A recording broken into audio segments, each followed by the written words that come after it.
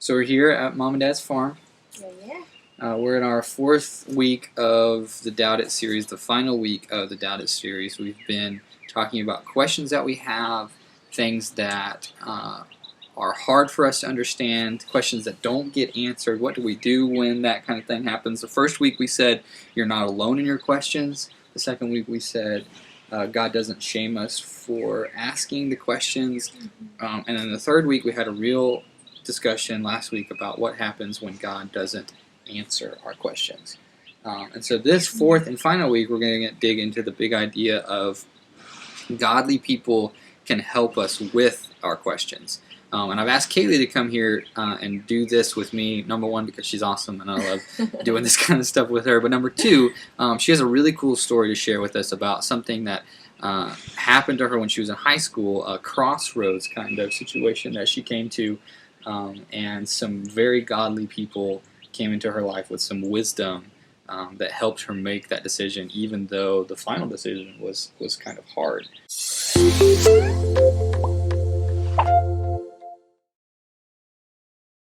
Give us a little lowdown of what happened and what decision did you have to make? Okay, so backstory that won't be too long, I promise. I started kind of youth group hopping when I was a freshman in high school, and I thoroughly enjoyed it. I was definitely a social extrovert and totally loved getting to know new people, and especially in a youth group environment, I felt like it was just a really safe place to be myself. For a few years that went on in different degrees and at different times, you know, there would be less or more of that, but I spent quite a lot of time away from home, just hanging out with friends, and I loved it. It was so fun. And I mean, some of that was like music related. There were a lot of different people in all these different youth groups that loved to get together and just jam out. What began to happen though as you were going to all these different youth groups? So I would a lot of Saturday nights be out with my youth pastor, his family, and my friends. 1, 2 in the morning, but I would come home and crash. Then I would get up on Sunday morning like 30 minutes before church and be super grumpy, and I didn't want to be at church, and it was awful. Like, I didn't enjoy my Sunday morning church.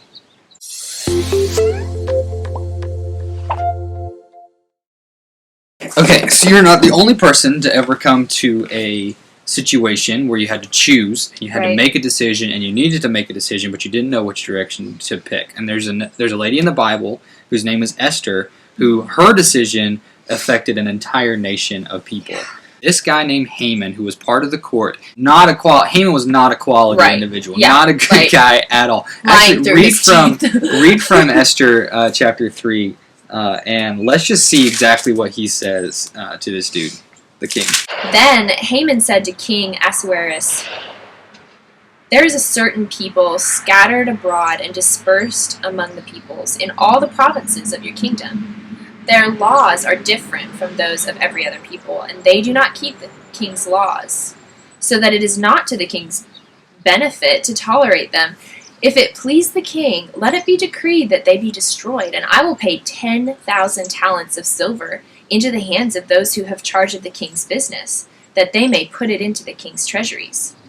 So the king took his signet ring from his hand and gave it to Haman the Agagite, the son of Hammedatha, the enemy of the Jews. And the king said to Haman, "The money is given to you, the people also, to do with them as it seems good to you." So the people that were bothering Haman, that he didn't like, the people that he was quote-unquote racist against, were the Jews. And there was a specific guy named Mordecai, who happened to be Esther's uncle, that Haman particularly did not like. Yeah, he hated him. But Haman did not know that Esther was a Jew and Mordecai's niece. That was the key that Haman was missing. And the king himself didn't realize that Esther was a Jew because she kept her ethnicity a secret. She didn't even know for a few days what was going on. She was living in a huge palace. There were so many people there, and her and the king, even though she was the king's queen, they didn't hang out a ton. That's how it worked back then. So she unknowingly was just living with a king who was listening to this counselor and undermining not just the king, but her whole entire nation. You would think that Esther could just go and talk to her husband, the king, right, and work it all out. But that's actually not the way it worked in this ancient culture. In this ancient culture, the king was like in his own, like on his own pedestal, almost like equal with like one of the gods, right? And so Esther did not have the authority to go to the king and make any demands. She could even actually, if the king didn't like her, if she showed up into his palace, into his courtroom, and he didn't like her, he had the authority to have her executed.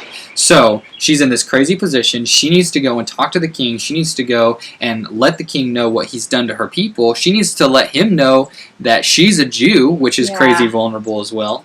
So she doesn't know what to do. That's where Mordecai comes in, because after they have the initial conversation, Mordecai becomes this almost like grandfather figure in her life that gives her the encouragement, the wisdom, the passion to be able to do this thing. He goes to her and he says, hey, listen, you have been given this position as a gift from the Lord for such a time as this. That's the phrase that we often hear when people talk about Esther, for such a time as this. Back to your story, you're at this point in your life where you have to make a decision between two goods, right? The nations aren't at stake with this decision, but it is huge for you because you have friends in both, and you need to make the decision. You're spread too thin. Sorry. So I did have friends in both groups. I had known many of them for years. I decided to actually talk to one of my youth pastors from that youth group that I had spent so much time in on Saturdays. I was like, tell me that my parents are wrong, okay? That's what I need from you. So he could tell, basically, that I was like definitely fishing for a specific answer because I was phrasing things certain ways. And my parents are frustrated with my busyness and my exhaustion, and they're wanting me to cut Saturday nights like out of my schedule completely.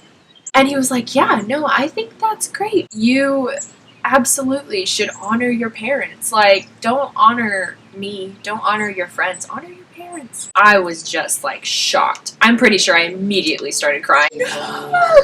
I'm pretty sure that he bought me like a whole tub of ice cream to take home with me so that I could like cry and eat ice cream. But the bottom line is you did end up going and attending service with your family, right? Yeah, like you had to make the hard decision. But then it was good, right? Because you experienced the life, the worship on Sunday mornings and on Sunday nights with your family. And like I got even closer to one of my friends that I'd known forever from my Sunday night youth group. I wouldn't have experienced that depth of friendship. And one of my dear friends who eventually became my maid of honor in my wedding, and like there's just connections and depth and growth that would not have happened if I had not gone to someone and said like, hey, I need someone who is ahead of me in this race to point me in the right direction. I need someone who's ahead of me and who knows me and knows my tendencies. He was like, no, what your parents say matters. Those people, they love you.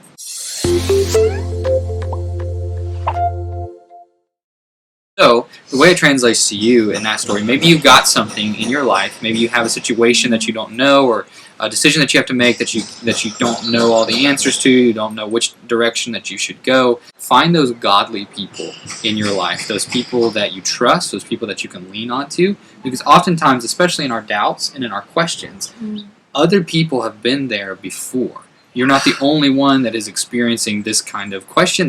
And a lot of times, God places people in your life, even though He does it covertly and you may not know it at first, He places people in your life as good gifts to help you through those situations. So think about this. Think about this in your life. Who is somebody that you trust, that you authentically believe is for you, that you can share some of your deepest secrets with? You have somebody like that in your life. And then the biggest godly person that you could probably have in your life, and you need a bunch of them, is who are your prayer warriors? Who's your prayer support? In these situations where you have questions, where you have doubts, where you have experiences, life experiences that you don't understand or that seem hard and that seem cloudy and dark, who are your prayer warriors that can help you in that season? Those godly people, when we say godly, we don't mean perfect. Everyone, literally everyone struggles with something. Don't feel afraid. You are talking to someone who has been there and used to be in your shoes, and